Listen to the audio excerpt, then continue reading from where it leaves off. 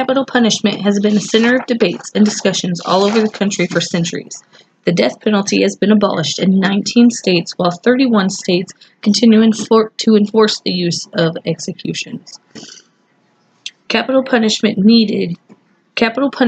needed not as a deterrent from criminal activity, but as a hard punishment with strict guidelines on how and when an execution is warranted. Capital punishment has been used more as a deterrent than an actual punishment in most capital cases. The possibility of an execution has not been an effective deterrent to criminals in the past. If a criminal intends to commit a capital offense, they are not worried about the possibility of an execution. Robert Bleecker states, without a death penalty as a threat, what would move an aggravated murderer to waive trial and appeal and accept life without parole? Perhaps in some cases, remorse. Overwhelmingly, however, first-degree murderers plead guilty and accept life without parole only to avoid the death penalty. If the death penalty can be avoided during trial, how can it be thought of as an effective deterrent?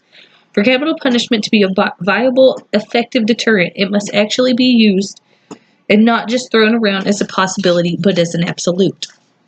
Those who oppose the death penalty argue this country was founded on soaring aspirations, on the inherent truth that we are all created equal and endowed with inalienable rights. One of these is the right to life, and as a right, it cannot be abridged, it cannot be undermined, and it cannot be revoked.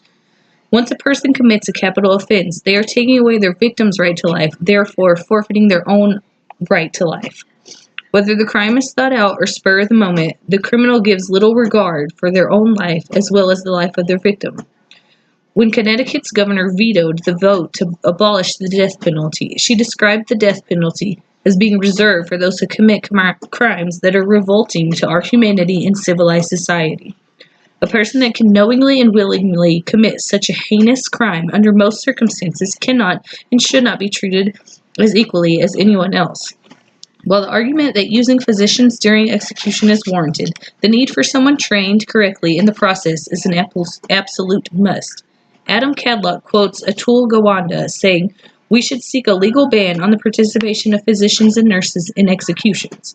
In addition, if it turns out that executions cannot be performed without, as the court puts it, unconstitutional pain and cruelty, the death penalty should be abolished.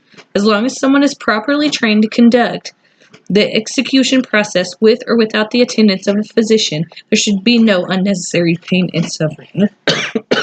Another question raised about capital punishment is at what age and mental capacity a person is competent enough to be executed.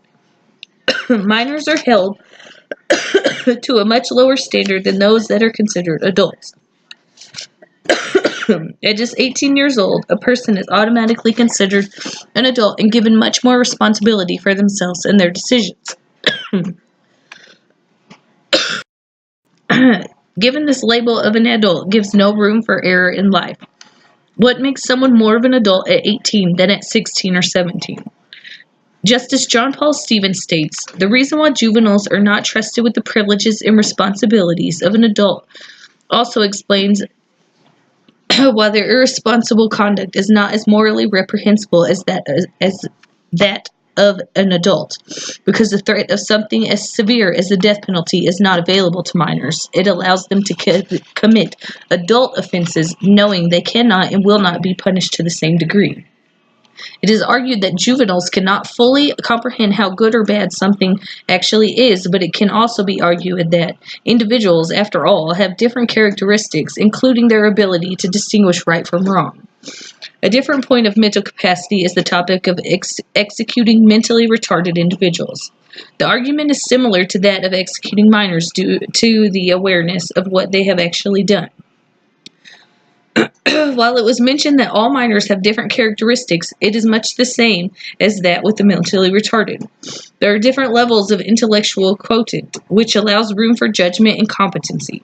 In 1979, a Texas man was on parole for a previous rape when he raped, beat, and stabbed a woman to death with a pair of scissors.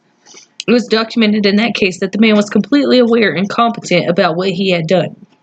If it can be shown that a mentally retarded person is aware of what has been done and what is happening during trial, there is no reason they should be excluded from the possibility of the death penalty.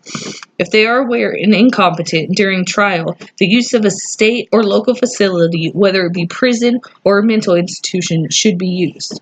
Another point to consider for the death penalty is mental illnesses. There are several different evaluations given to determine if an inmate is eligible for capital punishment based on their mental illness.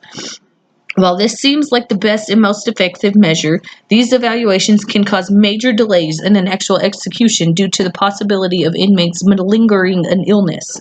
California's sentence to execution time is 25 years, twice the national average, due to the delays caused by mental health evaluations. A person with a mental illness can come in and out of competent states depending on the illness they have. The level of competency during an offense is often a high point in trials when it comes to someone with a mental illness. Regardless of their level of competency during trial has little to no bearing on their competency during the actual offense due to the unpredictable nature of most mental illnesses. This causes a difficult decision when it comes to whether or not someone should be eligible for capital punishment with a mental illness. If an inmate's illness was controlled with medication during the offense, there is no reason they should